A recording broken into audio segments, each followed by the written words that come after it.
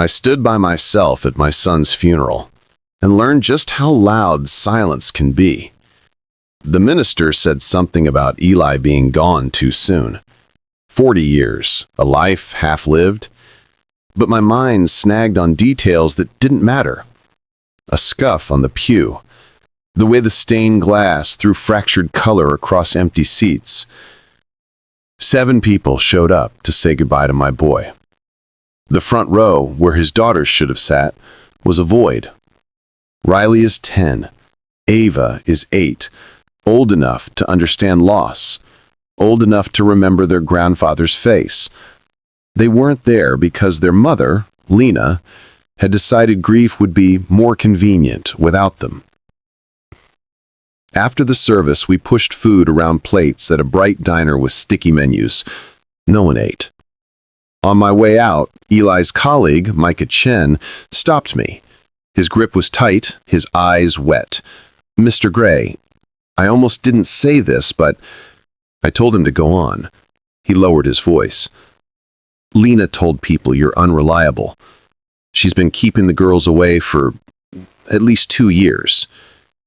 He said it like an apology. The coffee in my hand trembled. I set it down like it was fragile. "Thank you, Micah," I said.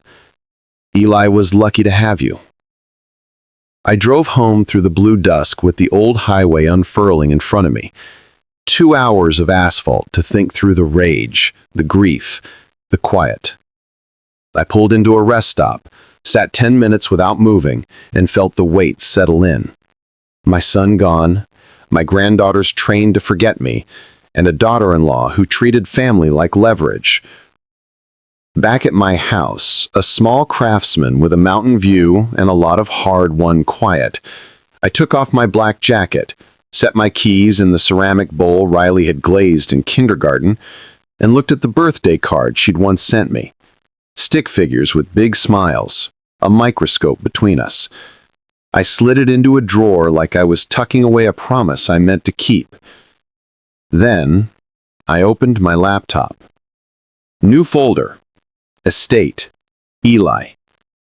The cursor blinked like a heartbeat. "No more," I said to the empty room, and even I heard the steel in my voice. Grief had been given its moment. Strategy would take the next one. At 9 a.m. the next day, my phone lit with a name I'd expected. Lena.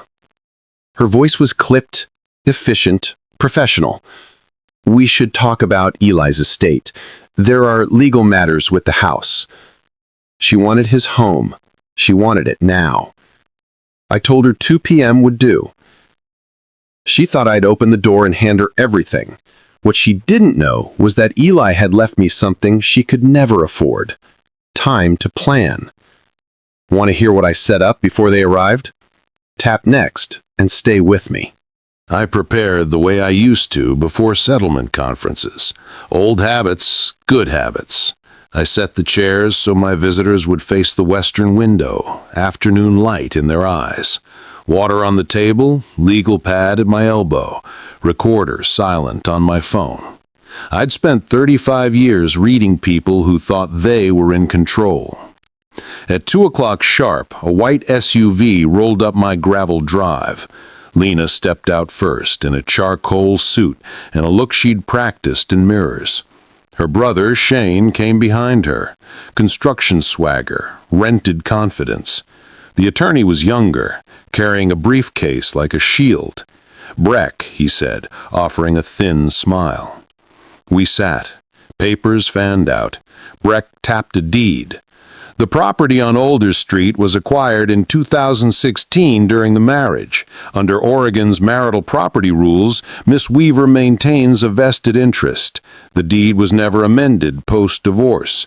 We're here to secure transfer. I turned pages slowly. Eli had used a meticulous lawyer in the divorce. This smelled wrong. If not illegal, then opportunistic to the point of rot. Lena leaned forward. "Eli wasn't great with follow-through," she said, like an archer casually releasing an arrow. "Unlike some people." I didn't give her a flinch. Shane decided to loom. "Let's not make this ugly, old man. Sign the acknowledgement. Lena's entitled to what's hers." I didn't look up. "I don't sign anything without review. My attorney will respond within the week." Silence thickened. Breck collected his pages a bit too quickly. Lena's fingers drummed the table twice, a tell she probably didn't know she had. They rose. "1 week," she snapped. "Then we file." I walked them out and watched from the window as the SUV disappeared. Back at the table, I photographed every page, signatures, seals, dates, notary stamps. On the surface it all held, but the urgency didn't.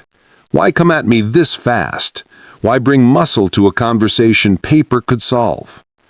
Desperation wears nice clothes. Once you've seen it, you don't forget the fit. I spread the photos on my screen like evidence on a light table. Oregon family law can be unforgiving, but it's predictable. If Lena truly had a lock, she wouldn't have needed a show. She was afraid I'd find something if I had time. I intended to. I closed the laptop, stood in my quiet, and felt that old courtroom calm take its seat. You played the first move, now watch the board. Their confidence was the first crack. The second, a mistake Eli made on purpose. Tomorrow, I'd chase a thread into his old office and find a secret he built just for me. Keep listening. I took the photos to a lawyer in town, Langford. He'd been practicing long enough to carry that mix of patience and realism that gets stamped into you by thousands of files and 100 bad outcomes. His office smelled like leather chairs and floor wax. He studied each image, then took off his glasses. "These look clean," he said. "Property acquired during marriage, deed modified after the divorce. Oregon courts don't love surprises in probate. If her name's still tied to it by right, she has leverage." "How bad?" I asked. "Fighting on technicalities will burn $50,000 to $60,000 and maybe slow her down half a year. You won't win the principal. You'll just bleed for it." I sat back. He wasn't wrong, but there's more than one way to win. At 6 p.m., my phone lit up again. "Have you spoken to counsel?" Lena asked. No hello, no softness, just the smell of blood in the water. "I have," I said. "Then you know how this goes. Transfer Eli's share within 72 hours, or I open probate wide. Inventory, valuation, the works. Your choice." She hung up feeling victorious. I stood at my kitchen sink, poured cold coffee down the drain, and looked at my reflection in the window. 63, retired litigator, widower, father of a dead son, grandfather to girls I hadn't been allowed to hug for 2 years because someone weaponized their love. I didn't sleep much. At 4:45 a.m., the sky still ink dark, I gave up on rest. I pulled 3 empty boxes into my truck bed and started west, toward the house where my son had stopped being a husband and started being a target. The neighborhood was waking as I turned onto Alder. Porch lights glowed. Joggers floated past in neon. Eli's place felt paused, like someone pressed a button and forgot to come back. The living room walls showed empty rectangles where photos had hung, a life carefully unframed. The spare room the girls used on weekends had only an orphaned bed frame. The kitchen sink held a single mug and a cereal bowl. Ordinary ghosts. I walked into his office, back bedroom, backyard view. The desk was neat, the file cabinet was locked, the computer had been removed. But on the bookshelf, dead center, sat the brass and walnut desk clock I'd given him for his MBA. It had stopped keeping time years ago. He'd kept it anyway. I picked it up and knew instantly that something about its weight was wrong. Inside that clock was a message my son had hidden where only I would think to look. What he recorded a week before he died pulled the whole plan into focus. Don't miss what he told me. The catch on the clock's base clicked under my thumb, subtle as a breath. Inside, wrapped in white paper, lay a flash drive labeled in my son's handwriting. Dad. I sat at his desk, slid my laptop from my bag, and pushed the drive into the port with hands steadier than I expected. One file, dated 7 days before Eli died. I clicked. He filled the screen, my son in this same office, evening light turning him into edges and shadow. He looked tired, older, but his eyes, they were the same ones I'd seen when he was 9 and offered to take the blame for a broken window that wasn't his. Dad, he began, voice steady. If you're watching this, I didn't get to finish what I started. I should have fought harder sooner. That's on me.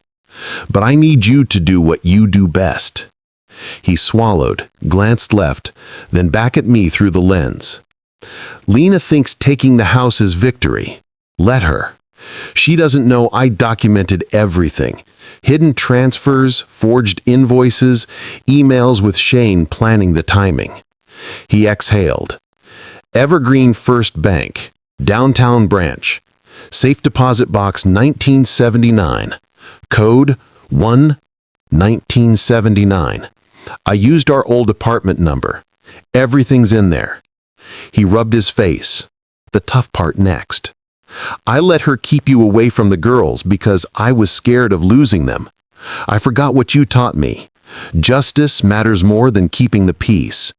Don't let her walk off with what's ours. And protect Riley and Ava.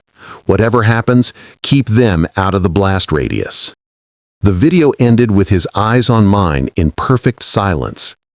I sat longer than the file's runtime. Listened to the house breathe. Put the flash drive back in my pocket like a fragile life I'd been asked to carry. By 8:40 a.m., I was parked across from Evergreen First, hands on the wheel, engine quiet. The building wore the kind of stone and brass that says, "We were here before you and we'll be here after you." At 9 o'clock, I crossed the street. A teller with a name badge that read Jessica greeted me. "Safe deposit, please. Box 1979. I'm executor for Eli Gray." She brought the manager, Miss Patel, whose eyes were kind and methodical. I showed my ID, the funeral card with my name, my bar card. I gave the code, 1-1979. The vault accepted it with a green blink and a metallic sigh. Miss Patel lifted a manila envelope from the box as if it might unravel. "Take your time," she said, and left me in a private room. I opened the envelope like a surgeon making a first cut. On top was a 2-page letter on yellow legal paper. Eli's hand. He laid out the map, how he'd found what she hid, why he'd left the house trap standing, and what to do next. Under the letter were documents that didn't just undermine Lena's claim, they detonated it. Bank statements, emails, invoices that never bought a single nail. Eli had stacked the dominoes. All I had to do was choose when to push. Want to see exactly what was inside? Tap next. I spread the contents across the table and ordered columns the way I would have in trial exhibits. Column 1, bank statements. Joint account transfers quietly moving out, 14 months before Lena filed for divorce. 3 withdrawals totaling $335,000 shuttled to Lena's personal account. Then 4 smaller wires into accounts controlled by her brother, Shane. Each transaction time-stamped, each destination verified. Column 2, emails, printed, metadata intact. Lena to Shane, make sure Eli doesn't change the deed before we can secure what's rightfully ours. Once he's out, we wait, we press. Another, renovations look solid on paper, submit to court. He won't know the difference. The confidence in her words had the dull shine of practiced manipulation. Column 3, invoices, kitchen overhaul, bath remodel, structural updates, $175,000 in marital debt. Letterhead looked real, fonts nearly perfect, but Eli had marked each with a red pen. Never performed. Call vendor. He'd noted contractor license numbers that didn't exist and signatures that belonged to nobody. Behind those, a printout of call logs. Lena first consulting a divorce attorney 8 months before she told Eli she wanted to talk. Calendar invites for meetings with a realtor, a financial planner, and Shane. A blueprint of premeditation. Eli's letter closed the loop. He'd seen it all 6 weeks before the divorce finalized. He chose to let her think the house was a win because her victory would become evidence. She'll expose herself, he wrote. When she claims it, you'll have everything. I photographed every page twice. 2 angles, no shadows, file names uniform. I slid everything back into place like I hadn't been there. When I stepped into the lobby to thank Miss Patel, I felt 10 years younger and 20 pounds lighter. In my truck, I called Langford. I need to see you today, I said. He must have heard it in my tone, the switch from bereaved to armed. 2 p.m., he replied. Bring it all. On the drive back, the Cascades looked like they'd moved an inch closer. I ran the play in my head the whole way. Give Lena the house in probate without a fight. Let her get comfortable. Meanwhile, build the fraud case brick by brick with a forensic accountant. Freeze her assets the second the court stamps her claim. Then file, and don't blink. By the time I walked into Langford's office, I wasn't just my son's father anymore. I was counsel with a live grenade and a very steady hand. I laid out the map. Langford did the math, and the expert we called in saw what Lena never thought anyone would track. Next, the trap we set, and the performance I had to give to make her step right into it. Langford's eyebrows lifted the moment he saw the first transfer line. "Where'd this come from?" he asked, already reaching for his legal pad. "Eli left it for me," I said, and handed over the letter. He read every word. When he looked up, the cautious attorney who'd told me to accept the inevitable was gone. In his place stood the man you want on your side when you've got the facts and need the momentum. "Asset concealment, document forgery, conspiracy," he said, writing as he spoke. "We can treble some of this. And those invoices, if we prove they're fabricated, perjury during the divorce." "We'll prove them," I said, "but we don't show anything yet." He nodded. "We don't spook her. We let probate do what probate does." We brought in a forensic accountant, Dana Wells, a woman with a precise haircut and sharper eyes. $335,000, she said, scanning the transfers. "This is not just sloppy, it's orchestrated." "What will it cost me to make this airtight?" I asked. $15,000 to $20,000 on the low end. I don't just follow the money, I lock every door it tries to slip out of. Do it. Langford laid out the schedule like a chess clock. "Tomorrow, you call Lena and give her exactly what she wants. Surrender. She files her probate claim. 30 to 45 days to hearing. During that window, Dana builds the full report. Accounts, provenance, everything. The day after the judge awards her the house, we file. Civil fraud and an emergency motion to freeze assets. We find a judge who reads. We ask for everything preserved." "And service?" I asked. "At her workplace. Public but polite.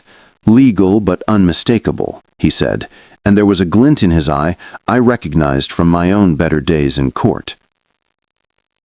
We rehearsed my call like a closing argument. I would sound tired, reasonable, the kind of reasonable that screams, defeated. I'd give her what she needed to step forward. No gloating, no fight, just enough resignation to erase suspicion. Before I left, Langford leaned back. "From this point, you're invisible. Garden, volunteer, keep your schedule boring. She has to believe you gave up." "I can manage boring," I said. "I've been practicing for 2 years while she rewrote my place in my granddaughter's lives." That night, I sat at my kitchen table with the phone beside a cooling mug of coffee and watched Dawn think about happening. When the sun edged the pines and made long shadows of everything in my yard, I picked up and dialed. If I wanted her to step into the trap, I had to make surrender sound believable. The call was short, the impact dramatic. Next, the performance, the hearing, and the smile I let her keep for 24 hours. Lena answered on the second ring with a brightness she didn't bother hiding. "I assume you've had time to think," she said, sugarcoating the edge with a thin layer of civility. "I spoke to my lawyer," I replied, adding just enough gravel to sound frayed. "He says fighting you would be expensive and pointless." Eli hated conflict. I let that land. "Send the paperwork." A small pause, disappointment that the fight she'd prepped for had evaporated. Then the tone people use when they think they've won decency points. "For the girl's sake, I'm glad we can be adults about this." We disconnected. I set the phone down and let myself smile, only once, for exactly 5 seconds. Within 48 hours, Lena filed her petition. The seals came from Multnomah County in thick envelopes. I underlined phrases that would read like comedy beside Dana's exhibits in a month. Honest debts, equitable division, timely resolution. Langford texted, "Hearing set for April 6th. She's requesting an expedited transfer." Good. Let her run. In late March, I drove past Eli's place and saw a fluorescent estate sale sign stabbed into the lawn. A stranger carried out the dining table my son had refinished. Another hauled off the chairs where Riley and Ava had eaten pancakes with me. I parked a half block away and photographed every armload, dates, times, faces. Conversion of estate assets before probate closure, a small crime compared to the larger ones, but crimes stack. April 6th, a gray morning. I sat in the back row of the courtroom. Judge Raines reviewed the file with institutional efficiency.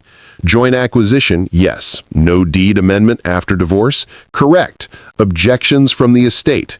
Langford stood as planned. No objection, Your Honor. Lena's shoulders dropped. She and Breck didn't smile in court, but I watched the muscles at the corners of their mouths soften. The court awards the property at 28 Alder Street to the claimant, subject to standard estate closure. Judge Raines intoned, gavel, done. I stayed seated as they left the room. Outside on the marble steps, Lena and Shane allowed themselves the champagne version of laughter without the flutes. "Told you he'd roll over," Shane said, "old guys and paperwork." 30 days and we list, Lena replied. "Market's hot. We'll clear 680 easy." That night my phone buzzed. A photo from an unknown number. Lena and Shane toasting at a bar. Caption, "Thanks for making this easy." I forwarded it to Langford with one word, tomorrow. 24 hours after her victory gavel, she'd watched the ground freeze under her feet. Next, the filings, the freeze, and the moment she realized Eli had been documenting her the whole time. At 9:01 a.m. the next day, Langford filed 2 actions, a civil fraud suit against Lena for concealment and forged filings, and an emergency motion to preserve assets, every account, every item, and the Alder Street house, pending resolution. Dana's 51-page report rode shotgun with bank statements, emails, call logs, and Eli's letter. We asked for a temporary restraining order and a comprehensive freeze. By noon, a process server located Lena at the fitness studio where she trained clients. "Miss Weaver?" he asked. "You've been served." She took the envelope like it was a live wire. 10 minutes later, she was on the phone with Langford's receptionist demanding to speak to me, as if this were still a negotiation. "Mr. Gray communicates through counsel," the receptionist said. "If you have exculpatory evidence, present it to the court." She hired a criminal defense lawyer by the end of the week, Marcus Webb, a veteran with the kind of resume you buy when you finally realize this isn't a misunderstanding. He reviewed Dana's report, then told her something she hadn't planned to hear. "Settle if you can. If not, prepare to lose." Midweek, Judge Harper reviewed our motion, signed the temporary order, and froze everything. The listing that had gone live that morning at $679,000 came down within hours. The house wasn't going anywhere. Neither was the money. Meanwhile, the small crimes kept dripping into the file. Photos of strangers hauling off Eli's furniture pre-probate, inventory contradictions, sworn statements that would become perjury exhibits once we laid the invoices beside contractor affidavits. Dana's team called all 6 vendors listed on the fake remodels. 4 didn't exist. 2 existed but had never heard of Lena or Eli. They agreed to testify. Then there was Shane. Dana traced Lena's transfers into LLCs Shane controlled, properties bought, flipped, and sold without reported gains. I had Dana prepare an anonymized summary, clean, professional, stripped of anything that led back to us, and mailed it to IRS criminal investigation from a public box across town. No fingerprints on the paper, no names but theirs. By the end of April, Lena had gone from triumphant plaintiff to rattled defendant, and the story was no longer just about a house. It was about a pattern. Courts understand patterns. When we stepped into the courtroom, we didn't bring outrage, we brought numbers. And once numbers tell a story, judges tend to listen. Next, testimony that landed like a hammer, and the offer I refused to take. May opened with Dana on the stand. She wore calm like armor. Langford walked her through the transfers that began 10 months before Lena filed for divorce. $335,000 out of a joint account, split into a sequence of wires, then recombined under Shane's control. Screens filled with clean charts, bank logos, dates, times, and amounts that fit together like teeth. Could these transfers be legitimate marital expenditures? Webb asked on cross, fishing for ambiguity. No, Dana answered without hesitation.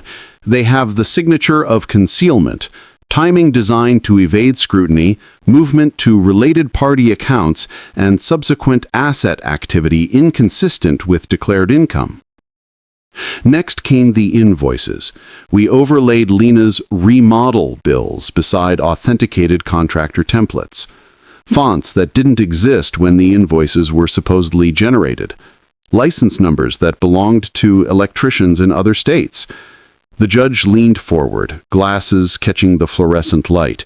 I watched her pen underline details on her copy, always a good sign. Langford introduced a deposition from Ava's 3rd-grade teacher.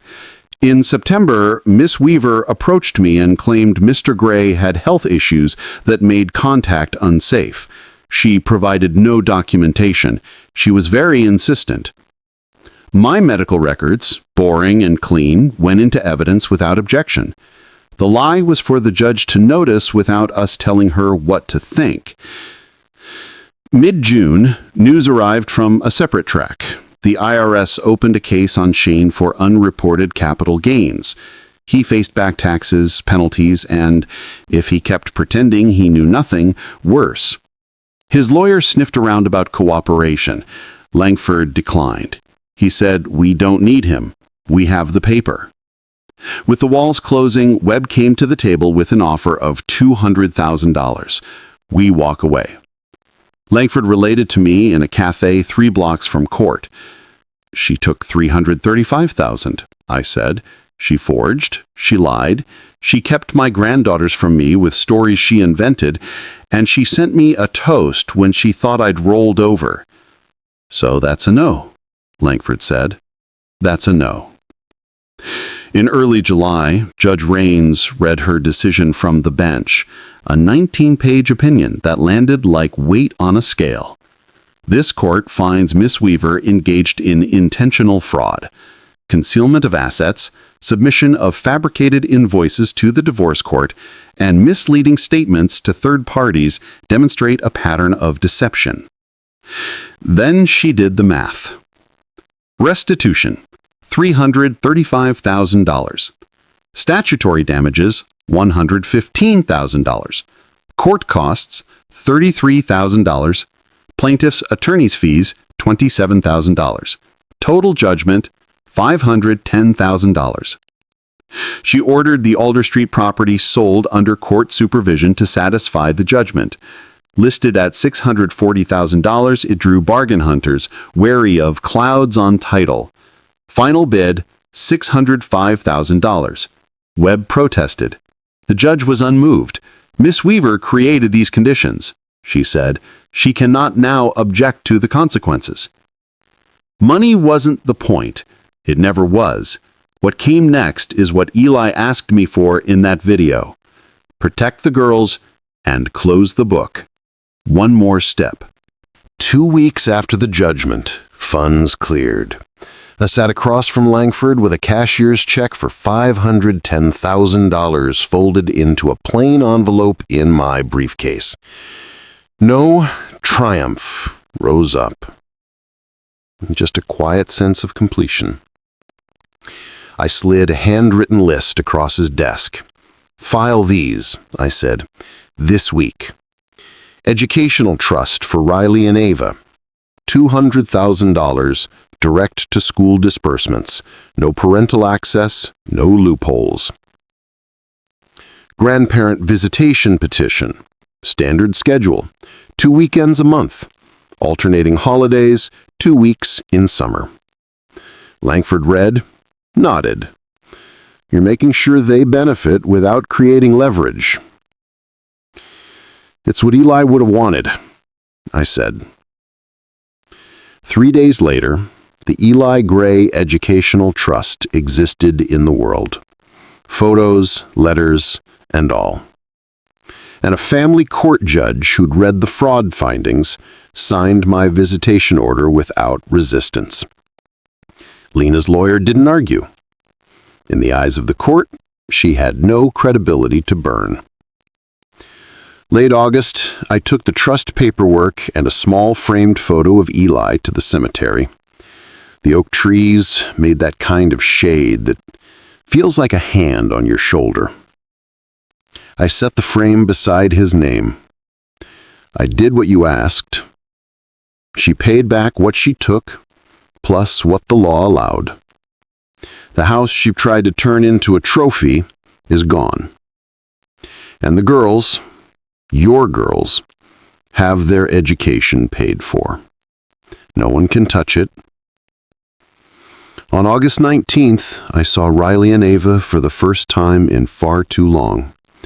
We sat at my kitchen table with pancakes and a small telescope waiting on the back porch. We didn't talk about court.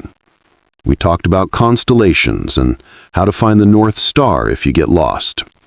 Later, I showed them a photo of Eli at 10, knees skinned, grin huge. We laughed. We cried a little. We made plans for next weekend. That evening, my phone rang. Lena. I let it go 5 rings before answering. I lost everything, she whispered. Please. You took what wasn't yours. You forged, you lied, you kept me from them.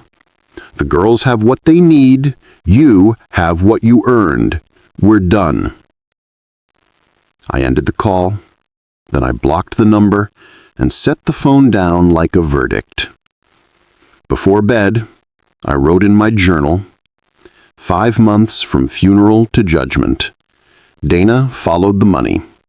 Langford framed the case. The court did its job. The trust is funded.